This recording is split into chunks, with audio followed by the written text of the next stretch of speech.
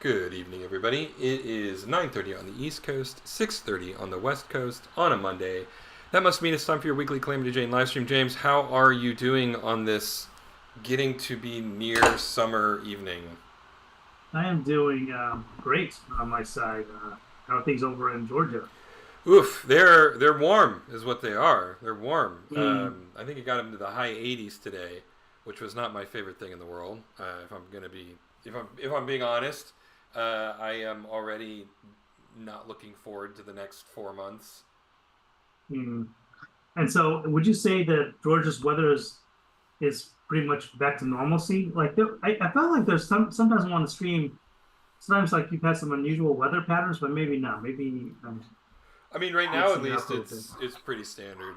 Nothing Mm, too, yeah, yeah, extreme colds and stuff like that. Maybe I'm getting mixed up with my family when I talk to them in Utah too, because they've been yeah. kind of dealing with a lot of cold spells over there. So, Mm. and as we're in spring, but maybe Georgia's been consistent.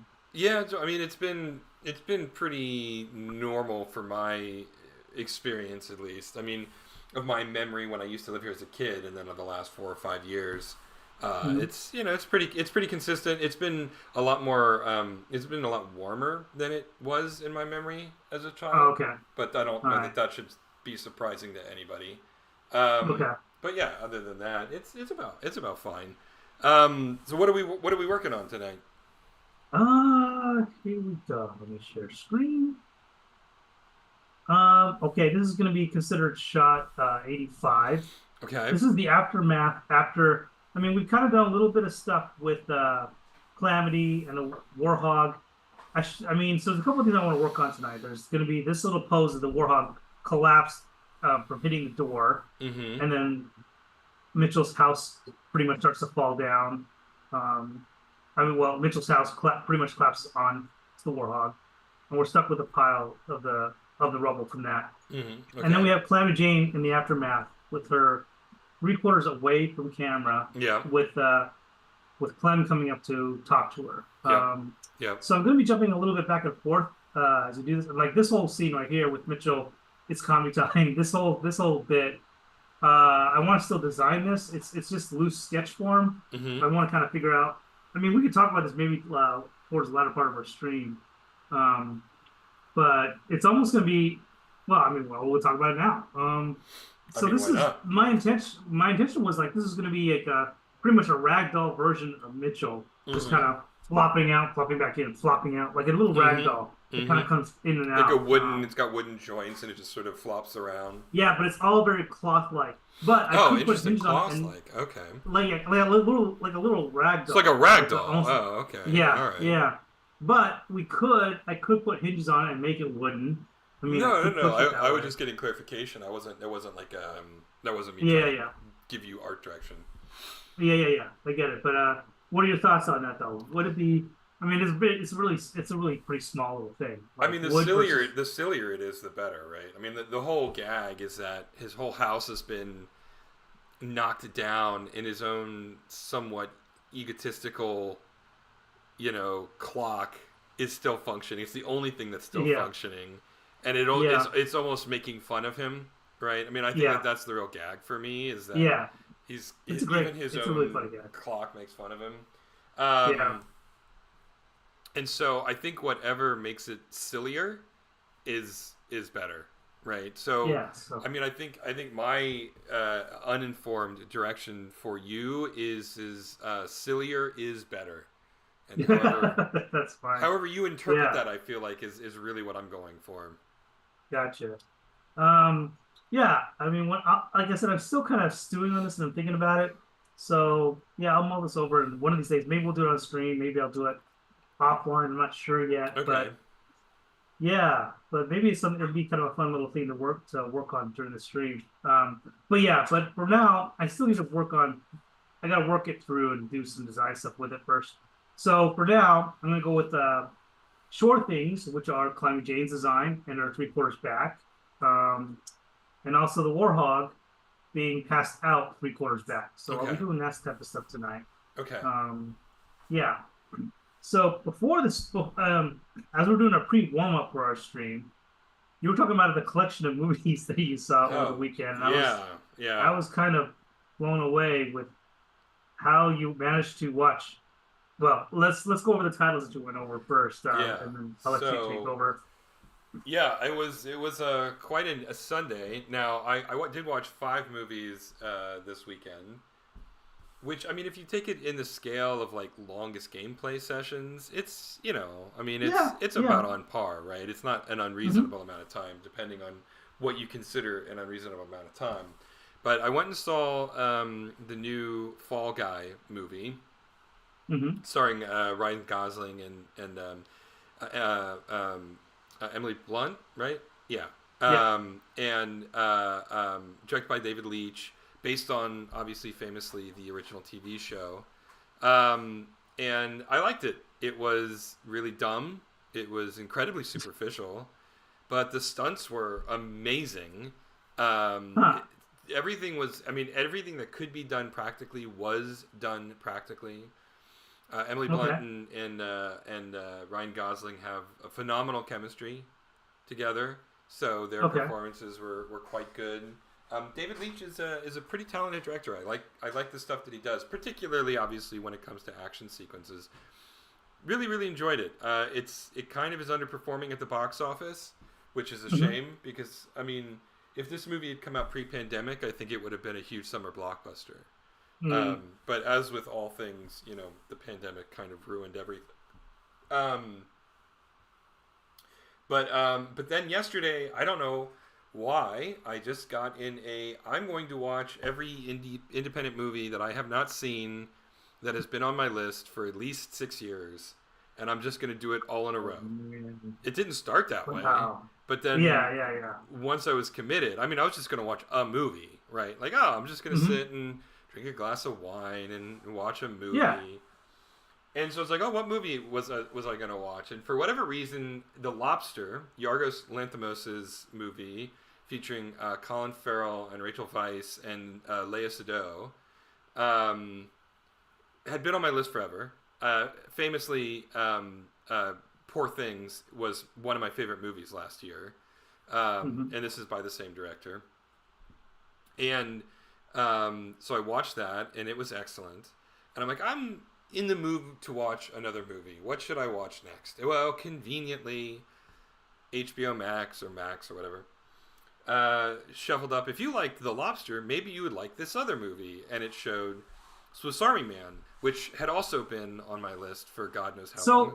So, okay, so as you keep Yeah. going, so you're one of those people that HBO Max loves because you actually click on, oh, this was suggested to me, therefore I will watch it, and then they're all drilling. Oh my gosh, yeah, Yeah. it's working, yeah. Yeah, So you, basically. you you're responsible for this I stuff, am for basically this. responsible, at least in this Yeah. instance. At least in this instance, I Yes. am.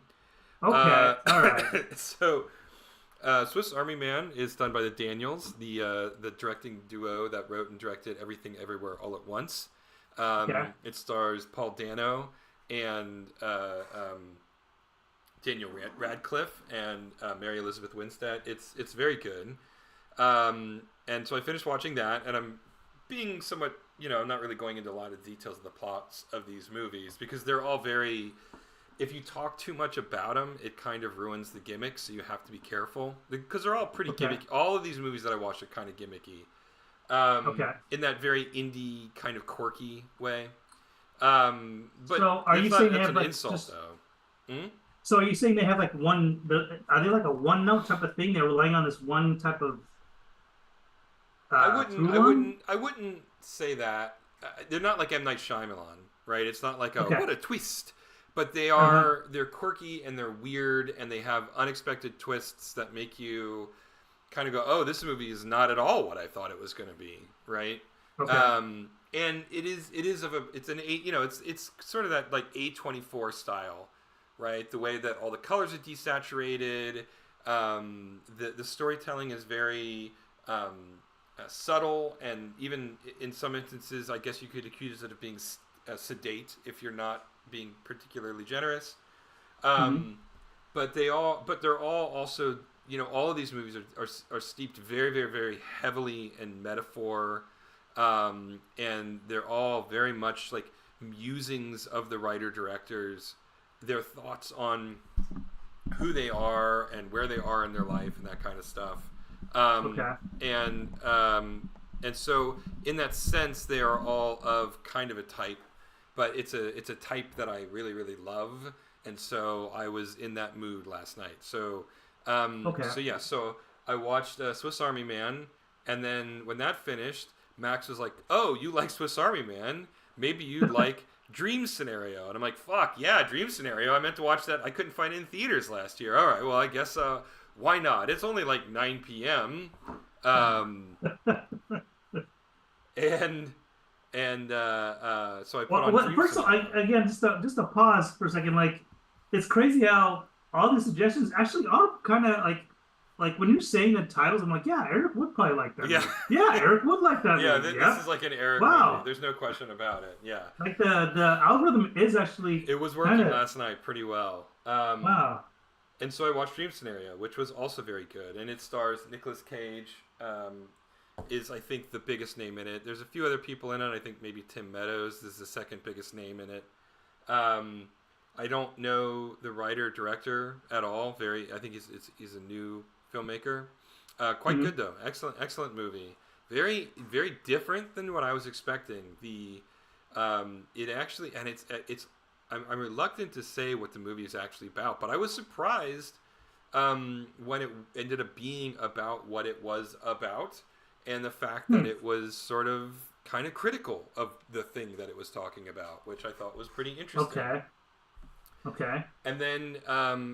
So I finished that, and HBO failed, or Max failed. It didn't dish up another movie, but What? where Max failed, Nick Cage succeeded, because Oh, when he wants to be, he's quite a talented actor, right? sure. Yeah. Uh-huh. He's one of these actors who can go totally off the wall, crazy, just absolutely batshit, go full Cage. But he Hmm. can also be very subtle when he wants to. In the case of things like Adaptation or Leaving Las Vegas, although he plays kind of a big character, his performance is very subtle. Um, and then he goes all the way to things like Vampire Diary, or not the Vampire Diaries, that's a TV show. Vampire's Kiss, and more recently Renfield, Yeah. of which he was the best part of that movie. Um, so he's quite a good actor, and when I finished Dream Scenario, I'm like, wow, it's really really good. And I'm like, man, I want to watch another Nick Cage movie right now, but I don't want to watch like a weird uh, indie movie that he did to pay off the IRS, Yeah. and I was Yeah. like, is there a good Nick Cage movie that I haven't seen recently? And I was like, oh yeah, I haven't seen Pig, and Pig is supposed to be great. And so it wasn't on HBO Max, but it was on Hulu. So I swapped over to Hulu, and I watched Pig to round out the evening. Wow, And I man, how started did that you? at like 11 p.m. So yeah, it was an all day thing. I started watching these movies at around 5:30 and finished off at around 12:30. So it was a commitment. It was, I mean, I took breaks, of course. It wasn't like just, I took Penny to potty, and I got up and moved around a little bit. But yeah, it was definitely a marathon night last night. Wow, that's that sounds. I mean, that sounds kind of intense for to get your movie watching in, but also kind of cool Yeah, it that was. you were able to, yeah, Yeah, I mean, to I would argue that the Lobster and Swiss Army Man and Dream Scenario are all very dark comedies. But hmm dark is the operative word here, right? Very black, very, you know, um, there's no clear good guy. There's no one is perfect, right? It's very funny and it's very interesting, but the story it's telling is very dark and bleak to a point. Pig is not a comedy. It is just a straight up drama about a man trying to find a loved one who is stolen from him, and it is okay, ultimately there's several metaphors going on simultaneously, which I thought were really cool. One, there's sort of this father son storyline almost like a father love triangle, not in a sexual way, but like, Mm-hmm. his son is wants the affection of his father, who is withholding, and then he meets Nicolas Cage's character, who becomes a father figure to him, and in that way, he ultimately does bridge the gap to a certain extent, right? Mm-hmm. But there is also Nick Cage's central thread where he's looking for his pig, but the pig is sort of like, I know it's silly, right? And This is saying so. it's silly, but when you watch the movie, it's totally believable. Like you don't, Uh-huh. it doesn't come across as being silly when you watch the movie. Um, Wow. but yeah, I mean, it's sort of him trying to recover a lost love, which is, I mean, for me, extremely impactful, right? And it is, it was deeply moving. I think my choice of movies were they're all excellent movies. I probably shouldn't have watched four deeply emotionally charged movies back to back to back to back like that, because it really like emotionally sent me for a loop. Because all Like four you of were them, like, were you like bummed or something? Like by the time you were done with your just movie night? bummed isn't the right word. I was just emotionally drained, right? Okay. They are all of them are very intensely emotional films. None of them have happy endings. Okay. All All right. four. I mean, they're not like they don't have like. Uh, I mean, not all of them have like super downer endings, but none of them have Mm-hmm. happy endings. I mean, at best, you're going to get a melancholy ending out of them. Um, Okay. but yeah, I mean, they were movies of a type, and you can draw a lot of parallels between them in terms of the directing style and the writing style and the performance style and some of the metaphors that they're discussing. But yeah, I don't know. I've spoken to a couple friends, and they were just like, "Yeah, man, you needed a little bit of catharsis yesterday. That was pretty much clear. You needed to get whatever it was you were feeling out of your system by watching those movies like that." And I'm like, "If you say so." Um, Wow. so it was, yeah. I mean, I'm glad I finally checked all four of those movies off my list. I mean, The Lobster and Swiss Army Man came out back in 2016, so those are 8 years old. That's been a minute for them. Mm-hmm. Um, yeah, Dream Scenario came out last year, and Pig came out in 2021. So those are a little bit more recent.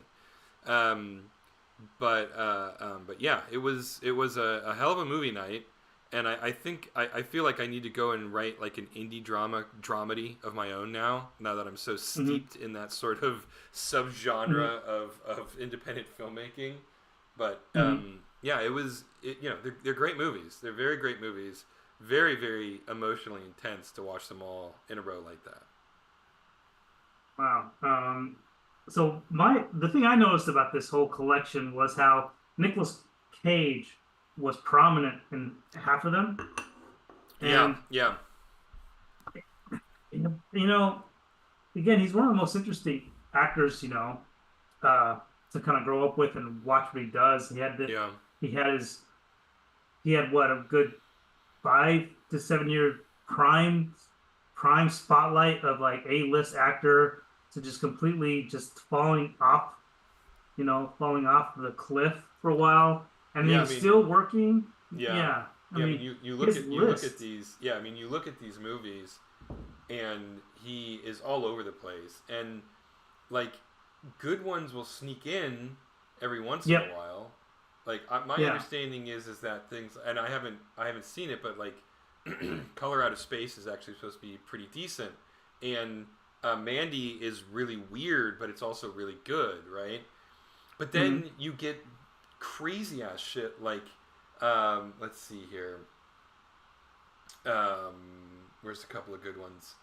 Um, oh yeah, he was in the Left Behind adaptation, Yeah. Yeah. which Yeah. is like, Was that it's just a series? Like, wasn't that a series of TV shows or something like that? Like a I don't know, and I don't even know if he's Christian or no. like Yeah. That's the thing. I practicing, don't think. right? Yeah. Like I don't think he's it's religious. so Yeah. crazy, but oh yeah, Between Worlds, which was just this horrible movie that I don't even. It's not even worth explaining. But Yeah. Yeah.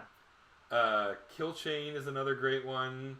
Grand Isle, Jiu-Jitsu, right? Like Primal, Willy's Wonderland, which is kind of a classic, and where he doesn't have a single line of dialogue. I mean, like they committed to the whole thing. Not a single line of dialogue. Not even like a closing last line before we crash to black, right? Like no dialogue in the entire movie. It's actually really hilarious. It's actually kind of fun. It's also horrible, but it's good. But then all of a sudden, then he like bursts out of the gate again with Pig and the unbearable weight of massive talent, right? And then he's done some sneakers here and there, but he's like Renfield he was great in, regardless of the rest of the film. And then Sympathy for the Devil, some people really like it, some people it's uneven. But Dream Scenario and Arcadian has been getting pretty good buzz. This is his new horror movie, so he's actually doing movies that are back in theaters, right? Which is just astounding. Yeah, he's it's crazy how he's managed to stay busy this whole time. Yeah. Oh yeah. I mean, he has for 2017 alone, he has 6 film credits for 2017 alone. Wow. Right? I mean, the man, and it is also interesting too when you talk to him, not me personally, when you read interviews, he clearly has a joy for acting. Mm-hmm. He loves acting, and I think that there's a lot of truth to that rumor that he was sort of had to take every role offered to him because of taxes, right? And shit like that. Mm-hmm. But I also know for a fact that he just really loves acting, and it means a lot to him. And I think he is never let it go to his head. I think despite his money issues and despite his eccentricities, he's never forgotten how lucky he is to have as much celebrity as he has, right? And has he said that like in interviews and stuff like that? Yeah. And he's not a grounded person by any stretch of the imagination. I mean, he bought a T-Rex head for like $40,000, right? Grounded. He's obsessed with Elvis. He's obsessed with Elvis to the point where he married Elvis's daughter, for God's sake. Yeah. I mean, that's an obsession. So grounded is not a word that I would use to describe Nicolas Cage, but at least true to himself, I guess, maybe, and appreciative, an ability to be grateful for what he's got. I think you can say that about him, and I think that that's really cool. And he's one of these performers too that even in the garbage movies that he does, he is still entertaining to watch. Maybe not for the right reasons, but he's a deeply entertaining performer. And I don't know that there are many actors who just their presence alone is genuinely entertaining, regardless of what they're in, right? No, he definitely holds the screen. He has screen presence no matter what he does. Yeah, he's such a, I don't know what the right word is. He's an enigma of an actor. Like he really is. He's a chameleon. I mean, it's pretty crazy how, I mean, like again, the same guy that was Forrest Gump in Con Air, pretty much, and then just Forrest Gump goes to prison in Con Air, and then he does other amazing movies outside of that. I mean, Adaptation is still one of my top 5 favorite movies of all time. It's a terrific movie. Written by Charlie Kaufman, directed by Spike Jonze. I mean, it was, Charlie Kaufman is sort of the consummate indie writer-director. Writes these very, very cerebral movies, which I admit sometimes even go over my head. Although I love it when I'm watching one of his harder movies and I figure it out, and then I'll read like an interview and I'm like, yes, I was right. I figured it out. Yeah. Like I'm Thinking of Ending Things, which was a great movie starring Jesse Plemons and I don't remember her name. off the top of my head. Um, really, really lovely film about the nature of unrequited love, Mm-hmm. and it was quite good. I really, really enjoyed it. Um, but then I admit um, Synecdoche, New York, went completely over my head. I actually had to. There was so much psychoanalytical research that was done into the movie that I don't know anything about.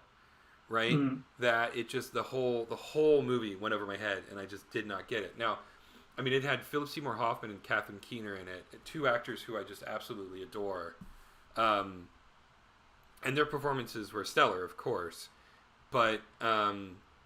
But yeah, I really didn't get that movie, and I had to actually read about it. So yeah, he can get a little heady at times.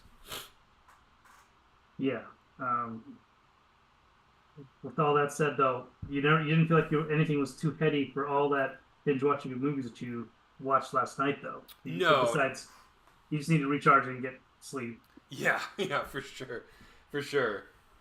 No, the movies last night were really good. I mean, ultimately, The Lobster is about the nature of human relationships and how, given the way our culture has positioned what it means to be in a relationship or what it means to be single, you're kind of damned if you do, damned if you don't.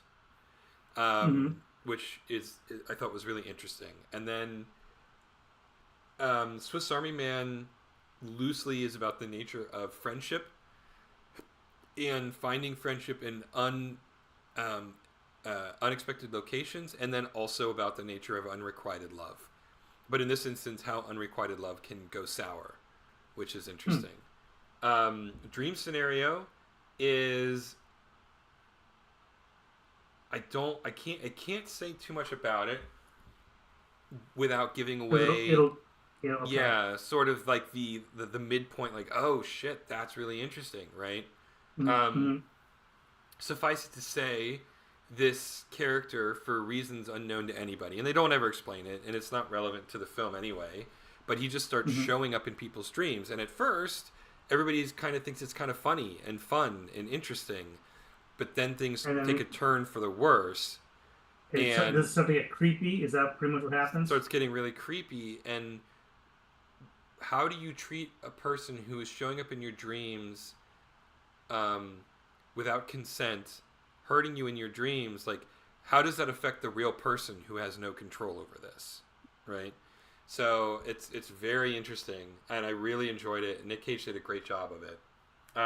Very culturally relevant, and to the point where in 50 years, once our current cultural moment has come and gone, whether the Mm-hmm. movie will still have any relevance whatsoever, or if people, it'll take like a film major who understands culture and researches things, will be the only people who can appreciate this movie. I'm interested in that.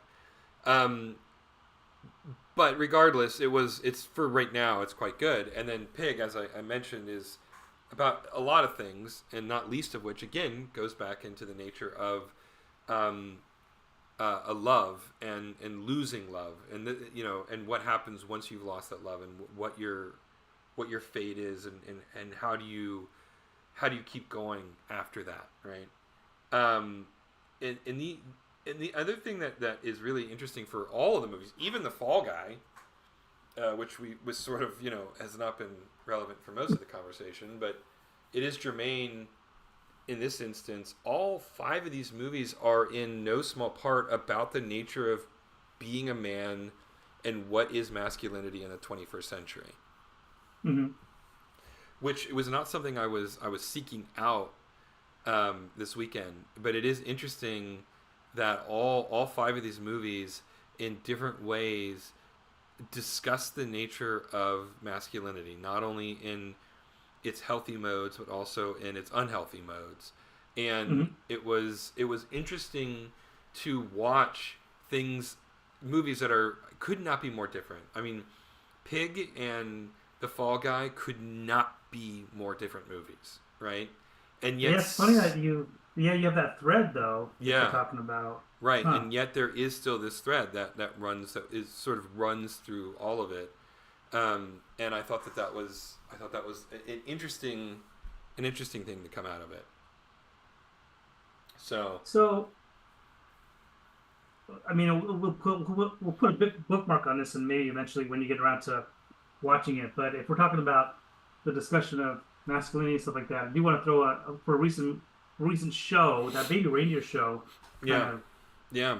kind You've of been mentioning that's a Baby topic. Reindeer. Yeah, Yeah, I have been. I've been kind of like you need to eventually get some time to reserve some time to watch that one. yeah. But anyways, It's definitely on that's my just an list for aside. sure. Yeah, yeah.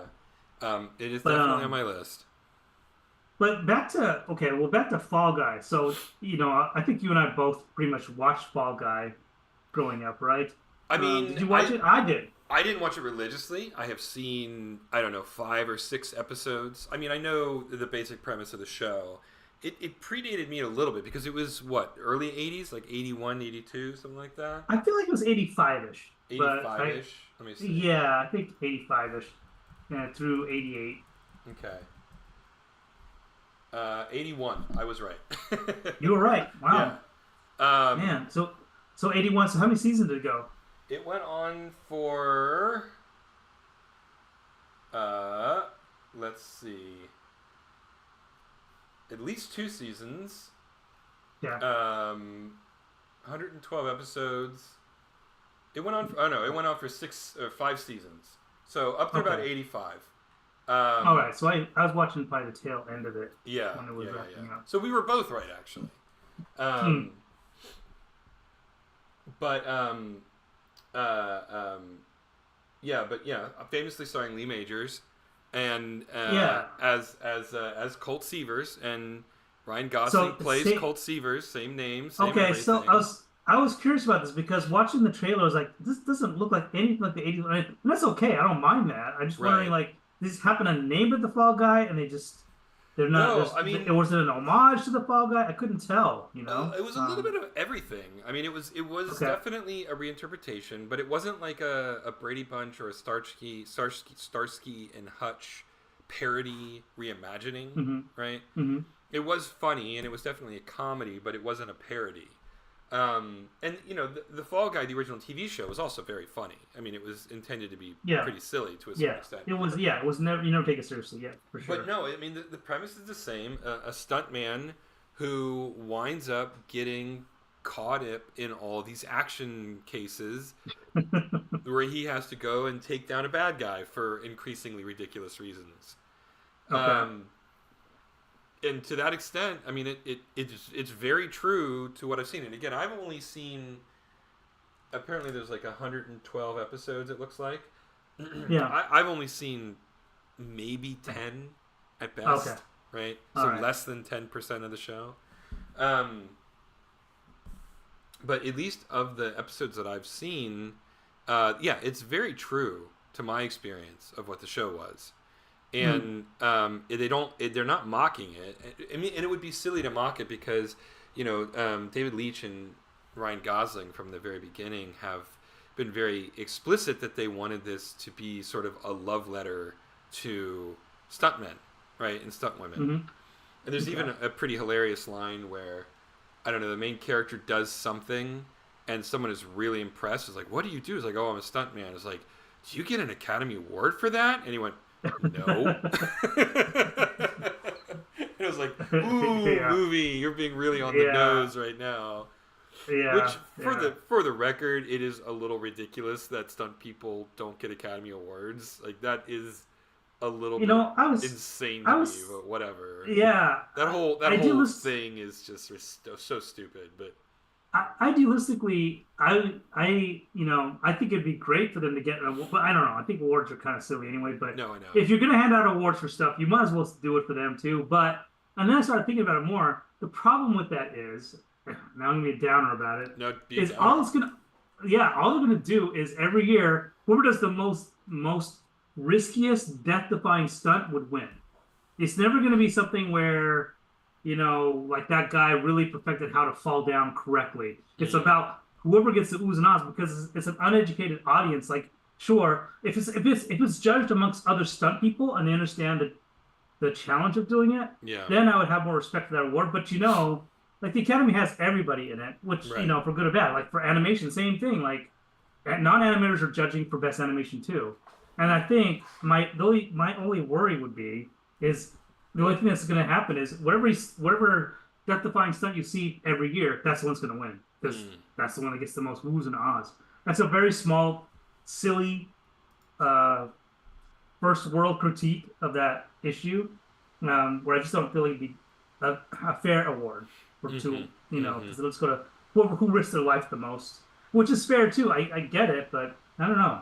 There's so much skill. Like when you're watching like John Wick, for example, right? When you're watching all these guys working around Keanu Reeves and like falling a certain way, you're like, man, how did he not, And Right. for all you know, a lot of them probably did break bones, but a lot of them Yeah. they practice that fall so many times that that's a skill, It's a skill. That's Right. Absolutely, it is. yeah. Yeah. Um, So I don't know, and I'm just a well, layman saying that. I mean, in Watching. I'm also I'll be like just the bitter contrarian in this moment. But I've always found the Academy Awards, or not always. When I was a kid, everybody would get excited about them, so I got excited Sure, about them, sure, right? yeah, yeah, yeah. But as I became an adult, um, the allure of them finally sort of, you know, went away, and I sort of just it was like, oh, this is just self-congratulatory narcissism at play, right? Yeah, It's just a bunch of sure. narcissists patting each other on the back and talking about hmm how amazing they are. And it's all about appearances. It's all about being present. It's all about being center stage. It's all about being seen. And all of Yeah, those things are not what stunt people are supposed to do.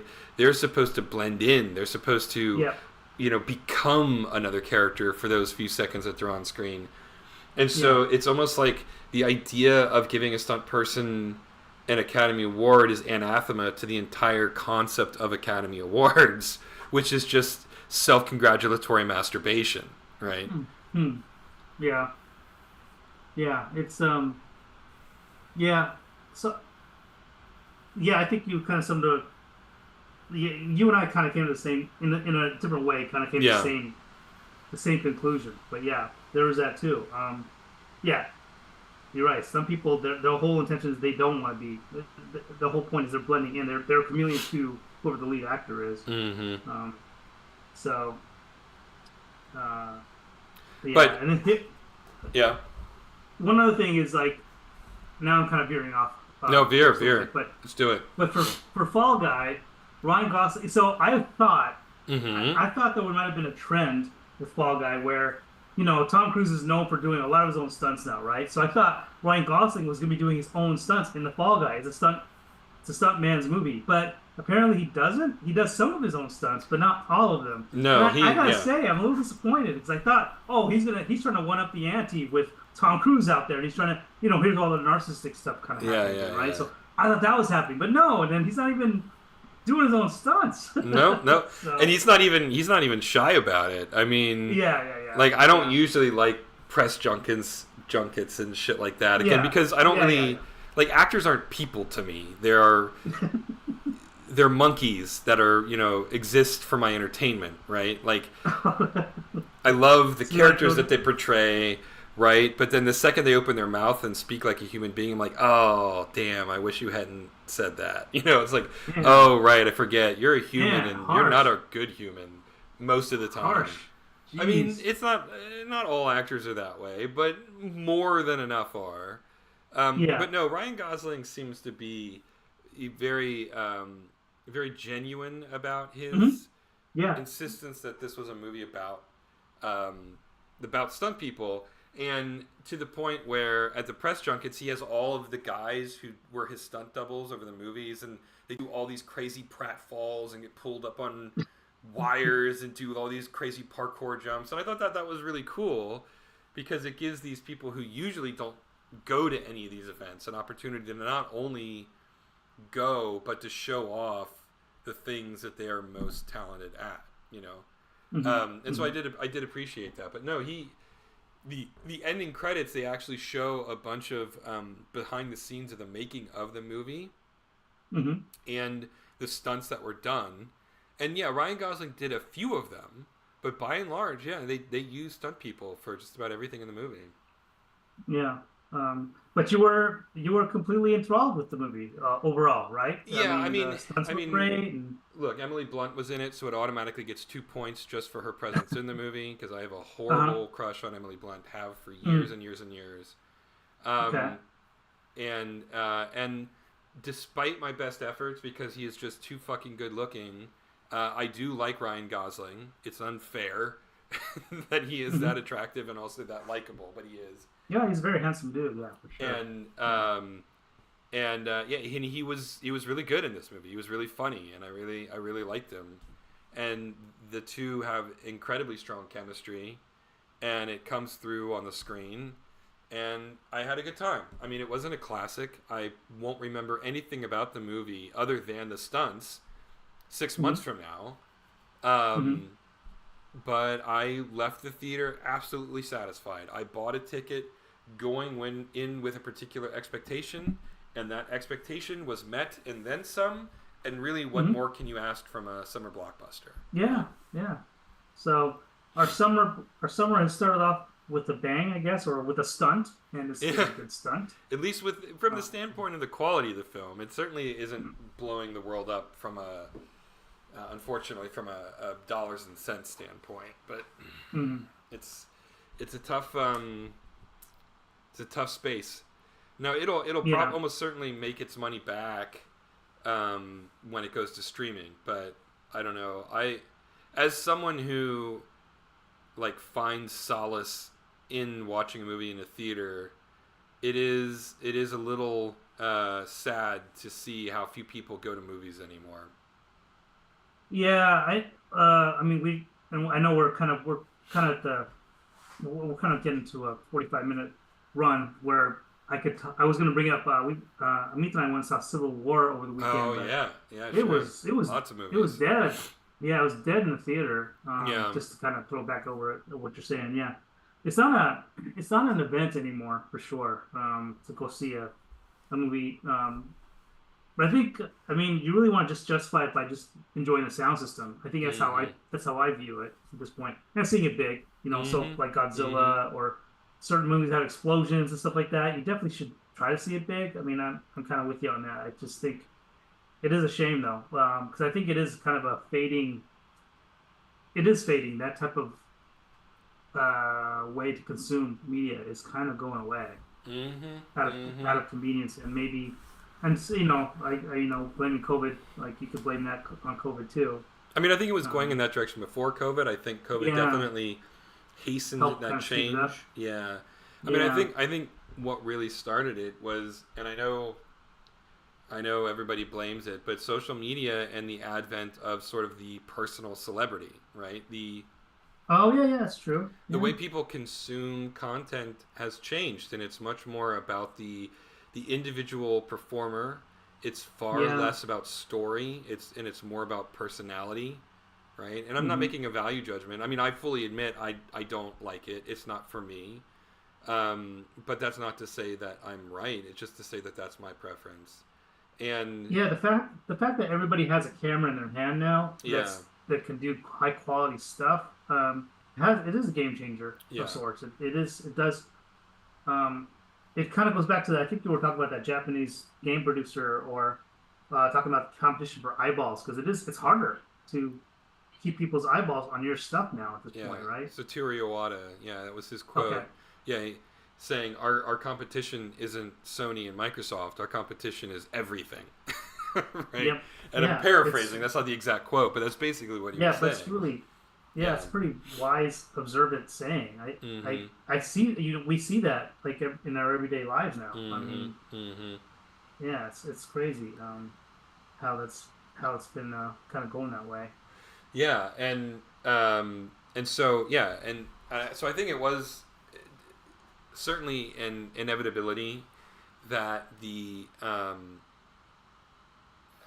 sort of dominance of theaters to go enjoy movies in was uh, it had met it had reached its peak. But I Hmm. think the pandemic definitely, again, like I said, hastened that fall, right? Yeah. And I think honestly, if I had to if I had to guess, I'd say most movie executives would love to just shut movie theaters down entirely and just make everything go straight to streaming at this point, right? But And I mean, I hear you on that. But then, like, and have you seen little snippets? I mean, I don't read this stuff religiously, but like for example, I think was it Bob Iger that was talking about Disney Plus streaming, for example, is like a huge weight on the stock price, for example, and they actually want to shut it down or something like that. I've heard just sort of snippets of rumors about that. I don't know how much validity there is to it, but I think it's a lot of there's so much overhead to even keep a service alive and to keep people's eyeballs on their service to justify the cost that I don't know. I don't necessarily know if that is the right way to go or not. I don't know if you've seen anything like that on your side, but I I could haven't have sworn I really, saw that. yeah, I haven't really looked into it that deeply. I do know Hmm. that there is a. I mean, and this was sort of like anybody who has any understanding of how economics works sort of saw this coming from a mile away, but we have oversaturated the market on streaming platforms, right? Hmm. And Yeah. every every studio and software company and what have you TV channel wanted to have a streaming service because they wanted a piece of the Netflix pie. But the problem is that now the pie has been cut so thin Yeah. that not only are the profit margins very thin now, but the people watching the shows are like, I can't afford this. Like the reason I got Netflix is because it was cheaper than cable, and if I Yeah. subscribe to all of these streaming services, it's more expensive than cable. So why would I do this? And so people are starting to check out. People are making value judgments. It's like, yeah, I mean, like for instance, me, the real reason I haven't watched Baby Reindeer is that I don't have Yeah. immediate access to Netflix, right? Yeah. Hmm. And so I'm just not, I'll get around to it eventually. At some point, I will certainly have access to a Netflix subscription consistently, but there's so many other things that I could watch. When Netflix did the password crackdown, I'm like, cool. It's one less thing for me to watch, right? Yeah. I Yeah. didn't Yeah. I didn't It's, go and yeah. immediately get my own paid subscription. I just right? I'm like, oh, well, you just lost a customer. You lost someone Yeah. who has at least one, venue that talks about the stuff that he likes, and now Hmm. your word is getting out there less because you've done this. So congratulations, I Yeah. guess. Um, Yeah. but I mean, they don't care. Like, we're not really the audience, right? I mean, shareholders are the audience. I mean, or Yeah. not. I mean, we're not Yeah. the customers. Shareholders are the customers, right? We're the Yeah, we're part of the like going we're going full circle, but back to that yeah, algorithm, yeah. that's you're part of the data that they use to sell to We're shareholders. the And currency, right? Like the yeah, shows are the yeah, shows are the product. We're the currency, and their shareholders are the consumers. And when they did the password crackdown, it earned a huge amount of ill will from their currency, the viewers. hmm, But hmm, subscriptions went up, right? More currency was being spent, and so the shareholders, the actual customers, were happy. And so there's no way that they're roll that back, yeah, right? yeah, yeah. Unless of course something happens in the next few I months where mean, something will yeah, we'll happen, see. something will change. Yeah, It always does. Nothing is ever static. Everything is always falling apart. To quote Fight Club, um, but yeah, I mean, right now we've hit a saturation point, and Peacock and Disney Plus and a couple of other channels are all going, yeah, this is harder than we thought it was going to be. We thought we were just going to yeah, print money, and Disney Plus has canceled a bunch of Star Wars, or not Star Wars, maybe Star Wars, definitely Marvel shows, right? They've canceled a bunch of shows that they were planning on releasing. They merged with Hulu, right? yeah, To sort of reconsolidate, and this is par for the course, right? Everything scatters and disperses, and then it recoalesces, and then scatters and yeah, recoalesces. yeah. And I think we've reached the peak scatter point, and I think things are going to start coalescing again. If I had to Yeah, guess, that's probably start. Yeah, you've already heard rumblings about it, like executives are like, well, I have no ideas. Let's just buy stuff. So, Mm-hmm. that's why you hear rumors Mm-hmm. about Paramount being bought by Max, I think was the latest, or Disney. I Mm-hmm. don't know. But they don't, because they have no ideas. They just this games do it too. Like the games Yep. industry does that. They buy up cities Yep. when they don't have any more IP or they can't figure out what to make. Just buy something. Mm-hmm. Mm-hmm. I mean, it's good if you can buy a good product or something like that. But Well, the other yeah, but thing, it is like yeah, it's kind of yeah, back to what you're saying. Like everything's kind of either scattering around or yeah. consolidating. I mean, and we have gotten really far off topic now. Yeah. But I mean, the other thing you'll see pretty often is companies buying patents. They'll buy entire Uh-huh. companies just for the patents that they have, right? Yeah. Yeah. And then once they buy the company and they have this patent, which is what they really care about, then they just fire everybody, right? Yeah. And that's also like a really nasty thing that happens all of the time. In games too, where someone will, like, I don't know, invent this really clever way to just apply shaders 3 milliseconds Hmm. faster, which gets your frame rate Yeah. up. And so Yeah. they'll buy an entire company just for that technology and then shutter the company and keep the technology, right? And Yeah. um, you know, it's a shame, but it is the reality right now. Yeah. But anyway, Well, on that kind of like into semi. yeah, Go ahead. You go ahead. I was like saying, like all of those independent movies that I watched this weekend. Let's end on a slightly dour note. And although I will say, so no, let's not end it on a dour note. I appreciated this about the Fall Guy. Again, it was a blockbuster. It was a summer blockbuster. But you know what I loved about it? The guy redeems himself. He gets the girl at the end, and they Oh, drive okay. off into the sunset together, happy. Okay. Right? So it's a very It's tropey, a happy very Hollywood ending. tropey, happy Hollywood Yeah. ending, and Okay. honestly, I really like those. They're so rare nowadays. It was so appropriate for this movie to just have a very tropey, happy ending. I That's cool. appreciated that, and I liked that. So there we go. There. Okay. Okay. That's a nice way to end it. All right. Yeah. Yeah. I mean, as far as this, yeah, as far as our stream tonight, I kind of made some headway on the Warhog. He's Mm-hmm. now passed out on the house, and the house collapsed on him. And then I even got Calamity in there. Clem walks in, and Mitchell walks in with Cool. their behind they're 3 quarters back. No, But that's yeah, we'll comedy. kind Yeah. of yeah, yeah. So I think that's a pretty good place to stop. But we can, maybe I'll pick this up next week, or I'll find some other scene to kind of flesh out. All right. But yeah, that's where we're at. All right, sounds good. Well, thanks everybody for watching. You can head on over to calamityjane.rocks. That'll take you right to our Patreon site. Please consider subscribing and helping us make this cartoon a reality. You can also find us on Facebook and YouTube, which presumably you already have since you're watching this right now. And also head on over to @CalamityJaneSalamander. That's our Instagram page. Right now we're doing a lot of posting of concept art and just key art, and then I'm providing my own commentary to each of the pieces. Gives you a little bit of an inside scoop onto the nature of how the characters are created and what we were thinking when we made them. I think they're fun updates. I'm going to keep doing them. We'll see how that evolves. We're still testing the water with the Instagram space. But anyway, I think we'll be back at the same time. Nothing coming up that's going to prevent us from canceling the stream next week. So we'll be back at the same Calamity time, same Calamity hour. Stay safe out there, everybody, and we'll see you soon. Good night. Good night.